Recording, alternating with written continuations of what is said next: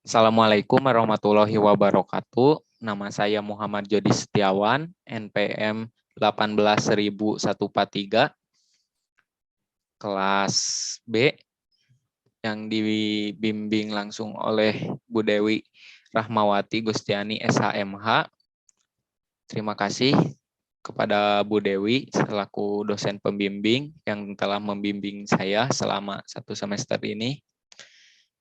Di sini saya akan memenuhi tugas UAS.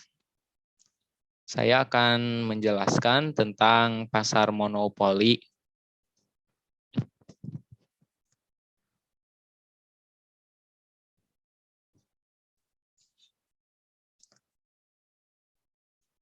Definisi monopoli adalah suatu bentuk pasar di mana dalam sebuah industri hanya terdapat sebuah perusahaan dan produk yang dihasilkan tidak memiliki pengganti yang sempurna. Ciri-ciri pasar monopoli. Industri hanya terdapat sebuah perusahaan. Produk yang dihasilkan tidak memiliki pengganti yang sempurna. Perusahaan baru sulit memasuki industri. Perusahaan memiliki kemampuan menentukan harga, price maker. Promosi iklan kurang diperlukan. Faktor-faktor yang menyebabkan timbulnya monopoli memiliki sumber daya yang unik. Perusahaan menikmati skala ekonomis mendapatkan hak monopoli dari pemerintah, hak paten atau hak cipta, hak usaha eksklusif. Sifat-sifat pasar monopoli hanya terdapat satu penjual atau produsen. Harga dan jumlahnya dan kuantitasnya produk yang ditawarkan dikuasai oleh perusahaan monopoli. Umumnya, monopoli dijalankan oleh pemerintah untuk kepentingan hajat hidup orang banyak. Sangat sulit untuk masuk ke pasar karena peraturan undang-undang maupun sumber daya yang sulit didapat. Hanya ada satu jenis produk tanpa adanya alternatif pilihan yang tidak dibutuhkan strategi dan promosi untuk sukses. Sebab timbulnya monopoli.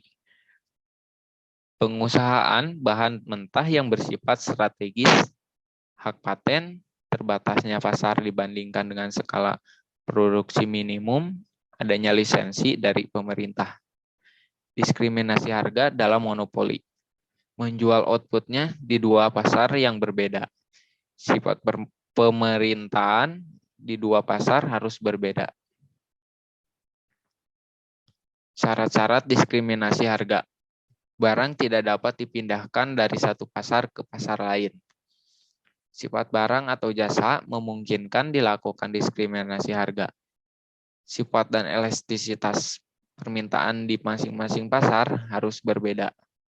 Kebijakan diskriminasi harga tidak membutuhkan biaya yang melebihi keuntungan kebijakan tersebut. Produsen dapat mengeksploitasi sikap tidak rasional konsumen. Monopoli alamiah dan pengendalian harga. Monopoli alamiah adalah perusahaan yang memperoleh kekuasaan monopoli karena mencapai skala usaha ekonomis pada tingkat produksi yang sangat banyak jumlahnya.